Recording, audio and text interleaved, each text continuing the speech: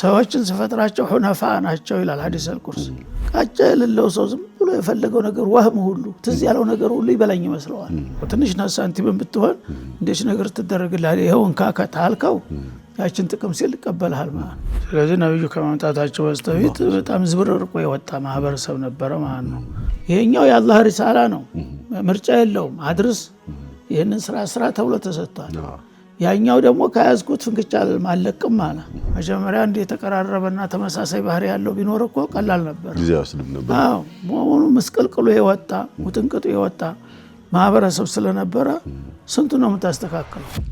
የማይለያየን ዘርጎሳ ቀለም የኢማን ህዝቦች ባለ አንድ ዓለም ላኢላሃ ኢላላህ ኪዳናችን በአላህ መንገድ የተሳሰርን በተውሂድ ፋና የተባበርን ላኢላሃ ኢላላህ ኪዳናችን ዱንያን ሚሻገር ህብረታችን ላኢላሃ ኢላላህ ኪዳናችን ላኢላሃ ኢላላህ ኪዳናችን። ሰላም አለይኩም ወራህመቱላሂ ወበረካቱ። የተከበራችሁ የአፍሪካ ቲቪ ፕሮግራም ተከታታይ ወንድምና እህቶች አንድ ህዝብ በሚል ርዕስ ዙሪያ ላይ የጀመርነው ፕሮግራማችን ዛሬም ይቀጥላል። ከሼኻችን ጋር ውይይት ይኖረናል። ኢንሻአላህ ብዙ እንደምንጠቀም ተስፋ አደርጋለሁኝ። ከኛ ጋር ቆዩ። ሼኽና አልፋድል አህለን። ወደ ሁለተኛው ነጥብ እንግባና ኡማው አንድ ኡመት ነው፣ አንድ ህዝብ ነው። ግን አንድ ህዝብ አድርጎ ሊያስተሳሰር የሚችል ደግሞ አንድ ማሰሪያ ይኖራልና በአቂዳ በራሱ አንድ ዋናው አስተሳሳሪ አይደል ሼኽ ነው? ቢስሚላህ አልሐምዱሊላህ ሰላቱ ወሰላሙ ዐላ ረሱሊላህ። አላሁመ ሰሊ ወሰለም። ማንኛውም ነገር ማሰሪያ ከሌለው አትበታተን ብትለው መበታተኑ አይቀርም። ናም ማሰሪያው ነው የሚይዘው። ሰብስበህ ብለልሽ ከመታልከው አንዱ በዚህ ይወድቃል፣ አንዱ በዚህ ይወድቃል። ያው ማሰሪያ ይፈልጋል ማለት ነው። ያ አንድነት የሚባለው ነገር ሊሰምር የሚችለው አንዱን ከሌላ ጋር አጣምሮና አስተሳስሮ ወጥሮ የሚይዘው ሲኖር ነው ማለት ነው። ስለዚህ ሚስማር ለምሳሌ የተለያዩ ነገሮችን በአንድ አጣፍረው ይዛቸው አንላቀቅ ቢለውም አይችሉም። ሌላውም ነገር የተለያዩ ነገሮች ግንቦች ራሱ ድንጋዩ አንዱ ላይ ይተባረባል ምን ይላል ወደ አንድ አንሸራተት የሚያስረው ነገር ይፈልጋል። ቡለኖች ነገሮች ሁሉ እንደዛ። ስለዚህ የዲንም ጉዳይ እንደዛ ነው ማለት ነው። መጀመሪያ አቂዳ ነው። አቂዳ አላህ ጋር ያለን ግንኙነት ጌታን እንደ ፈጣሪ አውቀን እኛ እንደ ባሪያ እንደ አገልጋይ መሆናችንን አምነን ከዛ በኋላ ከሱ የመጣን ነገር እቀበላለሁኝ ከሱ ውጭ ግን ምንም ነገር አላመልክም የሚል አቋም ስትይዝ ያኔ ትልቁ ማሰሪያ ይሄ ነው ማለት ነው። አንተም ከአላህ በስተቀር ማንንም አታመልክም፣ እኔም አላመልክም፣ ያም አያመልክም። ስለዚህ ይቺ ከአምልኮት የምታወጣ ነገር እንዳትመጣ ሁላችንም እንከላከላለን ማለት ነው። አንድ አይነት አቋም ይኖረናል። ስለዚህ ለነብይ ሙርሰል ወላ መለከ ሙቀረብ በአምልኮ ላይ ማንም ትርጉ ማለት የለበትም። ወጥ ነው፣ አንድ ብቻ አምላክ ነው። እና ያው ራሱ ቁርአኑ ደጋግሞ ይለው ይሄ ነው። ትልከ ኡመቱን ለማ ከሰበቱ አለይሂ መክተሰበት ሁሉም ኡመቶች እና هذه ኡመቱኩም ወተዋሂዳ አንድ ወጥ የሆነ ህዝብ ነው። ያ አንድ ወጥ የሆነ ጉዞ የሚሳካው አንድ አምላክ ላይ ስትመረኮዝ ነው። አንድ አምላክ ብቻ ነው ያለኝ፣ ከሱ ውጭ ምንም ነገር ምንም መመሪያም ተማንም አልቀበልም እያልክ ነው ያለው። ይሄንን በምትል ጊዜ ደግሞ ተውሂድ የሚባለው ነገር ያው ብዙ ዘርፍ አለው፣ ወደፊት እየተተነተነ ሊመጣ ይችላል ማለት ነው። መጀመሪያ ግን የእምነታችን ማቋጫው 6 ነጥቦች አሉ። አንቱሚኑ ቢላሂ ወመላኢከቲሂ ወኩቱቢሂ ወሩሱሊሂ ወልየውሚል አኺር የሚለው ያለማዋላወል ሙሉ በሙሉ መቀበል ይኖርብናል። ያንን በአጭር ቃል ላኢላሃ ኢለላህ በሚል እንገልጸዋለን ማለት ነው። ከአላህ በስተቀር አምላክ የለም አልክ። ከዛ በኋላ እንግዲህ አንተ ታዛዥ ነህ፣ ጌታ አዛዥ ነው። በዚህ መካከል ተዛፍንክች ማለት የለም። ሁላችንም በዛ ላይ እንተሳሰራለን ለመጀመሪያ ጊዜ ማለት ነው። እዛ በመላሳችን ብቻ ሳይሆን ልቦቻችን ራሱ አንድ አይነት በአንድ ልብ እንደምንተነፍስ እንሆናለን ማለት ነው። የማስበው አንተ ከማስበው ጋራ ይገናኛል እና እዛ ይህንን የሚያፈርስ የሚጻረር ነገር ከመጣ እንከላከላለን ማለት ነው። መጀመሪያ እንግዲህ እነዚህ ዋና እሴት ናቸው፣ መሰረቶች ናቸው። መሰረቶች ላይ ተተማመንና አንድነት ተፈጠር ከዛ በኋላ ጉዞ ቀላል ነው የሚሆነው ማለት ነው። መልካም ሸኽና እንደው የአቂዳ ምን ያህል አሳሪ ስለመሆኑ ማሳያ የሆነን ዘንዳ ከአቂዳ በፊት የነበረውን የማህበረሰብ ክፍል ትንሽ ታሪኩ እንዳሰስ እናደርገውና ከዛ አቂዳ መጥቶ ምን ያህል አስተሳሰራቸው የሚለውን ስናይ የመካ ሙሽሪኮች እንደ ምሳሌ ማንሳት እንችላለን። የተለያየ ማህበረሰብ አውስና ኸዝረጆች እንደ ምሳሌ ማንሳት እንችላለን። የተለያየ ማህበረሰብ ነብዩ መጥተው እንዴት አስተሳሰሯቸው የአቂዳን አቅም ለማየት እንግዲህ ሰዎች በማንኛውም ጊዜ አንድ ወጥ የሆነ እምነት ከሌላቸው ለተለያዩ ስህተቶች ይጋለጣሉ። ሰው ናቸውና ስሜታዊ ናቸው። በእውቀት በግንዛቤያቸው ይለያያሉ። በልማዳቸው በባህላቸው ይገነጣጠላሉ። ስለዚህ ነብዩ ከመምጣታቸው በስተፊት በጣም ዝብርርቆ የወጣ ማህበረሰብ ነበረ ማለት ነው። የተለያየ አምላኮች አሏቸው። እነዛ አምላኮች ደግሞ በዘፈቀር ነው። አንዱ ከአንዱ ጋር የሚስማማ አይደለም ማለት ነው። መጀመሪያ አንድ ጣዖት ዋና ብለው ያስቀምጣሉ። ከዛ በኋላ ደግሞ ሁለተኛ፣ ሶስተኛ፣ አራተኛ እየተባለ አቅም ያለው ሁሉ በየጎዳው ለራሱ ጣዖት ነበረው። ስለዚህ ያንን በተከተለ ቁጥር ያው ሀሳቡ እየተበተነ ነው የሚሄደው ማለት ነው። የኔ አምላክ በዚህ ቀን ነው የሚነግሰው፣ የገሌ በዚህ ነው፣ ያው ሌሎቹ ላይ እንደምናየው ማለት ነው። በየቀኑ አንዱ ዛሬ ነገሰ ይባላል፣ ነገ ደግሞ አንዱ ይባላል። አንዱን ስታገለግለው አንዱ ይቀየመኛል እያልክ ትጨነቃለህ። ወይም ደግሞ አንዱ ጉልበት ያለው ውሎ ላይ ይኖረዋል፣ አንዱ ደካማ ይሆናል። ሁሉም መባላት መናቆር ነው የሚሆነው ማለት ነው። አንድ ጎሳ እንኳ ሆነው ቁረሾቹ ራሳቸው እያንዳንዱ የተሸነሸኑ ነበሩ። በርሳቸው ይናቆሩ ነበር፣ ይባሉ ነበር። የመዲናም ሰዎች እንደዛው 120 ዓመታት በርስ ጦርነት ነበሩ። በርስ ጦርነት በስልጣን ዙሪያ ማለት ነው። አንድ እኮ ቤተሰብ ናቸው። አውስና ኸዝረጅ ማለት ወንድማማች ናቸው። ግን የሁሉም ትውልድ ሰፍቶ ሄዶ ህዝብ ሆኑ። ያ እንደገና ሽኩቻ እኔ ነኝ የበላይ እያለ ይባላል። አንድ ነው። ሙሽሪኮች ናቸው ሁሉም እኮ። ግን ምን ይሰራቸው የሚያሰባስባቸው ነገር ጠፋ ማለት ነው። ሌላውን ብትሄድ እንደዛው ነው። ይሁዳውም እንደዛው ነው። ነሷራውም እንደዛው ነው። መጁሲውም እንደዛው ነው። በዓለም ያሉ የሰው ዘሮች ከአውሬ ባሰ ነበር ባህሪያቸው ማለት ይቻላል። ኢነላህ ነዘረ ኢላ አህሊል አርዲ ፈመቀተሁም አረበሁም ወዐጀመሁም ይላል። ሱብሃነላህ እጅታለትሁም ሸያጢኑል ኢንሲ ወልጂን ሰዎችን ስፈጥራቸው ሁነፋ ናቸው ይላል ሐዲስ አልቁርሲ።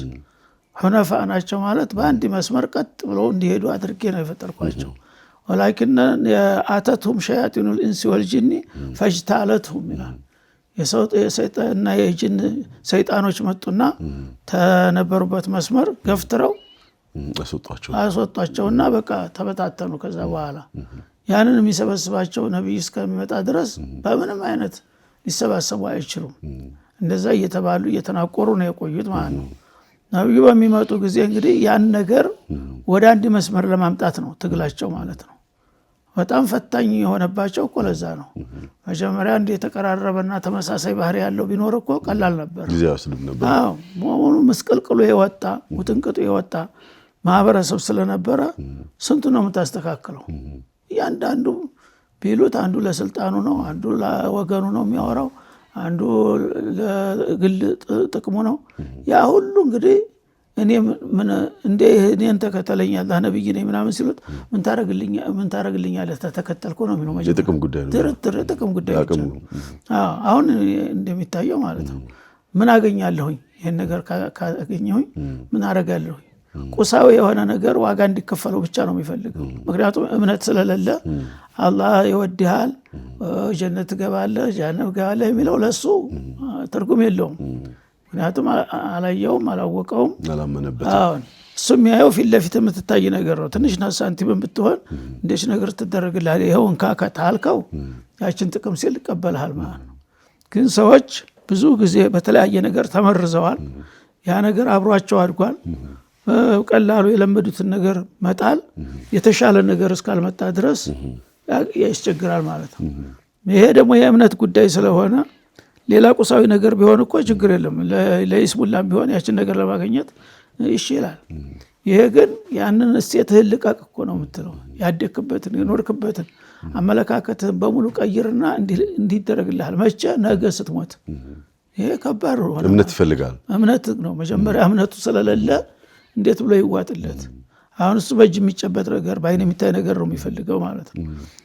ያ ነገር እንግዲህ ለማስወገድና ለመቀየር ትልቅ ፍዳቸውን አሳያቸው። አላህ የፈቀደውን ያህል አላህ የሻላቸው ሰዎች ተቀበሉ። ጥቂትም ቢሆን እየተቀበሉ መጡ። ሲቀበሉ ሁለት ግንባር ተፈጠረ ማለት ነው። እሳቸው አንድ ሊያረጉ ነው የመጡት። መጀመሪያ በጥሜትና በስተት በውጥንቅጥነት ተስማምቷል ሰው። ያንን ልቀቅና ና ቶሎ ወደ አንድ ሲሉት እንዴት ብሎ ይምጣ? አሁን ግን አንዳንዶቹ አስተዋዮችና አላህ ሂዳውን ያደላቸው አሰቡበት ማለት ነው። እያሰቡ ሲመጡ ይሄ ነገር የተሻለ ነው የሚሆነው እያሉ መቀበል ጀመሩ። ያኔ ደግሞ እነዛ እምቢ ያሉት አመፀኞቹ ለራሳቸው እምቢ ብለው ዝም ብለው ቢቀመጡ ጥሩ ነበር። ለምን አመናችሁ ደግሞ መጣ? ለምን ወጣችሁ ሄዳችሁ ተብሎ ደግሞ ሌላ ችግር ተፈጠረ ማለት ነው። ለምን? ምክንያቱም የሰብአዊ መብትም ቢሆን አይጠበቅም። ሰው እምነት ከሌለው በምኑ ላይ ይመዝነዋል? እና እኛም እምነትን መርጠናል፣ እናንተም ክህደትን መርጣችኋል፣ ሁላቸውም በመረጫችሁት ማለት አልተቻለም። ይሄኛው የአላህ ሪሳላ ነው፣ ምርጫ የለውም። አድርስ፣ ይህንን ስራ ተብሎ ተሰጥቷል። ያኛው ደግሞ ከያዝኩት ፍንክቻ አልለቅም አለ። ይህንን ቢልና በቃ ለኩም ዲኑኩም እንዳለው ሁሉም በየፊናው ቢሄድ እንኳ ቀላል ይሆን ነበር። ግን ለምን ወደ እምነት ትመጣላችሁ ብሎ ደግሞ ችግር ፈጠረ። ያኛው አመፀኛው ክፍል ማለት ነው። እኛን ተኛ ተገንጥላችሁ መሄድ የለባችሁም ሲባል ምንድን ነው መብታችን ነው፣ አንተ መካዲ መብት ሲሆን እኔ ማመኑ ለምን መብት አይሆንም በሚለው ላይ ፍጥጫ ተፈጠረ ማለት ነው። በዚህ ነው የተነሳውና አቂዳው እንግዲህ በሂደት ኃይሉን እያጠናከረ ተለት ይሄኛው ታዳጊ ሆነ፣ ያኛው ግን እየተቀነሰ ነው። በሂደት ያኛው ኃይል እየተቀነሰ ይሄኛው እያደገ ሄደና ያው መደቡን ሊገለብጠው ቻለ ማለት ነው። መልካም ሼክ አልፋድል፣ የአቂዳ ጉዳይ አስተሳስሮ የተበታተኑን የማህበረሰብ ክፍል አንድ አድርጎ አሰራቸው። እሱ አንድነቱ በአንድነት መጣመራቸው ደግሞ በራሱ ኃይልና ጉልበት ሆኖ ዓለምን መቆጣጠር የቻለው የማህበረሰብ ክፍል ያ በትንትን ያለው ነበርና አቂዳ በዚህ ደረጃ ያስተሳስራል ብሎም ኃይልም ጭምር ይሰጣል የሚለው ማሳያ መሰለኝ። አሳኛ ሆኖ እያለ አሁን ደግሞ በተቃራኒው እየተወራ ነው። ስለ አቂዳ አታውሩ፣ አቂዳ እያላችሁ ህዝቡን በታተናችሁት የሚለው አሉ። ደግሞ ፕሮፓጋንዳ ነው። ያው እንደሚሆን እኮ ውሸት በተደጋገመ ቁጥር እውነት ይመስላል። ሸክና ይሄ እኮ አስሉ እንደው አንድ ስለዚህ ርዕስ ሳወራ ወራአ ኩል ፈሳድን የሁዲ የሚል ነገር አወራሁኝና የአይሁዳውያኖችን ፕሮፓጋንዳ ነው በራሱ። ለምን አንድነታችን አቂዳችን መስረጹ አንድነታችን መጎልበቱ ለነሱ ሁሌ ስጋት ነው። ስጋት ባይሆንም አስሉ ለዛ ይመስለኛል እንደዛ የሚወራው እንጂ ሌላ ምን አለው? ያው ማንኛውም ተቃራኒ ኃይል እኮ ጠላት ጥሩ ያመጣልኛል ብሎ አይጠብቅም። ሁልጊዜ ቀና ብትሆንም የፈለገውን ያህል አይ አላወኩበትም እንጂ ጊዜ እየቆፈረልኝ ነው የሚለው። ያ ስጋት ስላለበት ሳይቀድመ ይልቅደም በቃ እኔ ማጥፋት አለብኝ እሱ መቼም አይተውኝም ብሎ ያስባል። ራሱ የፈጠረው ስጋት ነው በሽታ የሆነበት ማለት ነው። እና ስለዚህ ያ አንድ አካል እንግዲህ እምነቱ ነው የሚገታው። ቃጫው ራሱ እምነት ሲኖር ነው። ቃጫ የሌለው ሰው ዝም ብሎ የፈለገው ነገር ወህም ሁሉ ትዝ ያለው ነገር ሁሉ ይበላኝ ይመስለዋል። ስለዚህ ያን ነገር ደግሞ ራሱ ይፈጥረውና የሌለውን ችግር እንደገና ደግሞ በራሱ ይረበሽበታል ማለት ነው። ለዛ ደግሞ ሌላ መፍትሄ ያልሆነ መፍትሄ ያመጣል። ያኔ ምስቅልቅሉን እያወጣው ይሄዳልና ስለዚህ አቂዳ ሰዎች በአሁኑ ጊዜ ሙስሊምን የሚሉትም ሳይቀሩ የሚገርም ነገር የዚህ ፕሮፓጋንዳ ሰለባ ሆኗል። አሁን ተውሂድ እያላችሁ ይሄ ተመጣ ወዲህ ነው ህዝቡ የተበታተነ ያለው ይላል። አስተሳሳሪም ሆኖ ሙስሊም የተባለው እኮ ነው ላኢላሃ ኢላላህ። እና በባጢል ከመስማማት ታዲያ ሐቅን ይዘህ መገለል አይሻልም እንዴ? በባጢል ከተስማማ ምንድነው ጥቅሙ? የሰይጣን አገልጋይ እኮ የሰይጣን ፈረስ ነው የምትሆነው።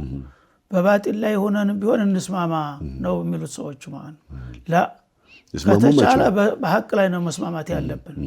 ካልሆነሳ ላተጅተሚ ኡመቲ አለ ዶላላ ኡመቶቼ በስተት ላይ አይሰበሰቡም ብለዋል። ይሄማ አብረን በቃ ለአንድነት ስንል ሁሉ ነገር ይቅርብን እንደማለት ነው የሚሆነውና ሰዎች በእምነት ላይ ሆነው አንድነት ለመፍጠር ለማበር ከቻሉ እሰየው ይሄ ነው የሚፈልገው ማለት ነው።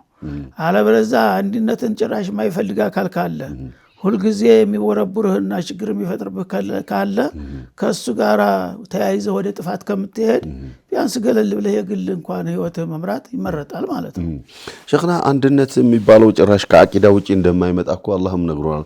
ተሕሰቡሁም ጀሚዐን ወቁሉቡሁም ሸታ ብሏል እኮ። እንደው ዝም ብሎ የቁጥር ጉዳይ ካልሆነ በስተቀር አንድነት ውስጣዊ አንድነት እኮ እንደማይመጣ አወደን ጭራሽ አይመጣም። ምክንያቱም ያው መሸዋወድ ነው። አዎ ተላይ ማለባበስ እንጂ ተልቡ አንድነት የሚባል ነገር ሊመጣ አይችልም ከሐቅ ላይ ታልተመረኮዘ በስተቀር። ለዚህም ነው ኢነ هذه أمتكم أمة واحدة وأنا ربكم فاعبدون ማሰሪያው እሱ ነው። እናንተ አንድ ወጥ ናችሁ።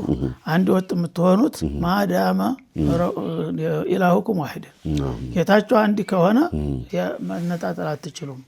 ከኔ ተተነጠላችሁ አላቀው ተበጠሰ ማለት ነው። ከጌታ ጋር ያለው ግንኙነት ተበጠሰ በምን ነው አንድ የምትሆነው? በፍጹም ይሁን አንድ ልኮን አትችልም። በውሸት አንድ ነው እያልክ ልዘምር ትችላለህ። ለዚህ እኮ ነው አሁን ዱንያው ጥንቅጧ የወጣው። አንድነት እየተባለ ስንት ነገር ይሰራል አይደለም እንዴ? ሰላም ቀን አንድ ቀን ምናምን የታለ ሰላም የታለ? ምክንያቱም በቃል የምታወራው ሌላ በተግባሩ ሌላ ሰራው ሌላ ነው ማለት ነው። ኢዘን ይሄንን ለማስተሳሰር ብቸኛው መብትሄ በአቂዳ መተሳሰር ነው፣ ልባዊ ትስስር ነው። ሸኽና ወደ ኢማን ስንመጣ አቂዳና ኢማን ያው ተመሳሳይ መልእክት ቢኖራቸውም አልኢማኑ ይወሂዱል ቁሉብ ልቦናችንን የማስተሳሰሩ ኢነመል ሙእሚኑነ ኢኽዋ ምትለዋ ላይ ትንሽ ቆየት እንበል። ይሄ ነው እኮ አላህ ሱብሓነሁ ወተዓላ አገላለጡ ራሱ አማርኛው በጣም ይከብዳል ይሄን ለመግለጥ። ኢነመል ሙእሚኑነ አዳተል ቀስር ይሉታል የቋንቋ ሰዎች። ኢነመል ሙእሚኑነ ኢኽዋ ወንድማማች ማለት በተጨባጭ ሙእሚኖች ብቻ ናቸው። ሌላው ወንድማማችም ቢሆን ወንድማማችነቱ ያን ያህል አይደለም። ኢቭን የስጋ እንኳን ወንድማማች ቢሆን የእናት አባትህም ልጅ ቢሆን በተጨባጭም እኮ ይሄ ነው። አንተ አሁን የእናት አባትህ ልጅ ዝም ብሎ ጋጣ ወጥ ከሆነ ያው ዝምድናውን ወጭም አትክደውም፣ ወንድሜ ነው ትላለህ። ግን በልቡ ውስጥ አንድ በእምነት አንተ ጋራ በጣም የሚስማማና የሚቀራረበው ሰውዬ ጋራ ዱርዬውን ምንም ዲን የሌለውን ሰውዬ እናት አባትህ ልጅ ቦታ ትሰጠዋለህ? አይሰጠውም። ደግሞ እንደገና የስጋ ዝምድና የሚባለው ነገር ማንኛውም የፈልገውን ተፋቀር ተከባበር እዚህ ዱንያ ላይ ነው የሚያልቀው። ተሞትክ በኋላ እሱ ካፊር ሆኖ ተሞተ፣ አንተ ሙስሊም ሆነ ከሞት ትገናኛላችሁ። ደግሞ አልአኺላኡ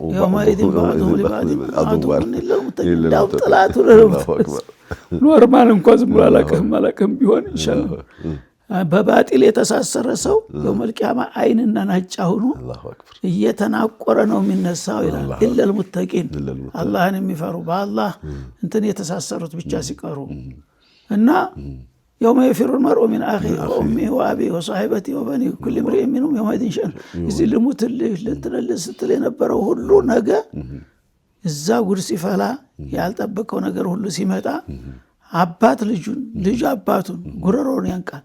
ይሄ አባቴ እኮ ነው እንዲህ ያደረገኝ፣ እኔ እንደዚህ ነው እምነቴ፣ ረግሜ ያለሁኝ አጥንቴ ሾህ ነው ይውጋህ፣ ተኔ እምነት ፍንክች ብትል እያለ እያስፈራራ ያለ ፍላጎቴ በየነዳኝ እሱ ነው ብሎ ይይዝሃል ማለት ነው። እሱ ደግሞ እንደ እኔ በዱላ ደበደብኩ እንደ ጠንጃ ተኮስኩብህ እንደ እኔ እንደዚህ ነው ብዬ ስነግር ተስማማህ ይልሃል፣ ተቀበል። ሸይጣን እንኳን ሳይቀር ማለት ነው። እና እኔ ራሴ ለአንድ አውትኩም ፈስተጀብቱም ይልሃል። ያው ራስህ ሃይማኖት እያልክ አትጨናነቅ፣ ተዝናና፣ የፈለከውን ብላ፣ የፈለከውን ጠጣ፣ የፈለከውን ተደሰት ብሎ ሲመክረው እሺ ብሎ ነበር። ኋላ ሸይጣን ነው እንዲህ ያረገን ብሎ ሲከስ እንዴ ስነ ስርዓት ይላል ሸይጣን። ለአንድ አውትኩም ፈስተጀብቱም እንዴ እርግጥ እንደ ሀሳብ ነግሬያቸዋለሁ። ሀሳብ መብቴ ነው መናገር። ስነግራችሁ ግን ይህን ነገር ካላረጋችሁ አሁን በጥይት ነው የምላችሁ፣ በዱላ ነው ደበድባችሁ አልኩኝ ይላል። አላልክም? ታዲያ አንተ ተስማምተህ እኮ ያጸደቅከውን ነገር ወደ ሌላ ልታላክክ ትፈልጋለህ እንዴ? ሱብሃንአላህ። ከዛ አሁን አንተ አቅል እኮ ሰጥቻለሁ ይላል። ጆሮ ነበረ ጠየቅ ትችላለህ፣ መመራመር ትችላለህ፣ ማገናዘብ ትችላለህ። እዝሙ እንኳን ውሸታም ሆኖ እያወቅ ኢብሊስን እንዴት ተሰማው? መጀመሪያ ጥላት መሆን እያወቅ እንዴት እሱ ተቀበልክ ይልሃል ማለት ነው። ስለዚህ ወቁወተ الاسلام በጣም ከባድ ነገር የራቢጣ ነው። ትልቁ ራቢጣ እሱ ነው። ምክንያቱም ረቢ اغفر لي ولوالدي ولمن دخل بيتي مؤمنا وللمؤمنين አሉ ነብዩላህ ነው የመጀመሪያው ረሱል ማለት ነው። ለኛ ሁሉ ዱዓ አድርገውልናል። ይኸውልህ ወልልሙእሚን በሀገር በዘመን በቦታ አልገደቡትም። ሙእሚን ለአመነው ሁሉ አሉ ሙእሚን ሆነ ተተገኘህ ያ ዱዓ ላንተም ደርሷል ለኔም ደርሷል። ሙእሚን ካልሆንክ ደግሞ ልጅዩ አፈንግጦ አልሄድም። የገዛ ካብራካቸው ታ እና ابني ስሉ ليس من اهلك انه عمل غير صالح ልጃቸው ካብራካቸው የወጣው እንኳን ልጅ አይደለም ዜግነቱ ተሰረዘ ልጅ አይደለም ብሎ አላህ አባረረው። ተገረቀ። ሌሎች ባዶች ምስኪኖች ግን ያመኑት ዲያ ነው። ስለዚህ ያ አቂዳን ነገር በቀላል ማየት የለብንም። የፈለገው ውዥንብር ይፈጠር እንግዲህ ሙናፊቁም ኖርባውም አታላውም አስመሳውም ጥቅመኛውም ሁሉም የፈለገውን ውዥንብር ያወራል። ግን እኹወተ الاسلامን የሚተካ ምንም ነገር ሊገኝ አይችልም። በሱ ላይ መጽናት ግድ ነው። አማራጭ የለም ማለት ነው። ሸኽና ብዙ ሰፋ ተደርጎ ሊዳሰስ የሚገባ ርዕስ ነው። በሚቀጥለው ኢንሻአላህ እንመለስበት ማለት። የተከበራችሁ የፕሮግራማችን ተከታታዮች አንድ ህዝብ ለአንድ ዓላማ የሚኖር ለአንድ ዓላማ የሚሞት አንድ አምላክን የሚገዛ ህዝብ ነን።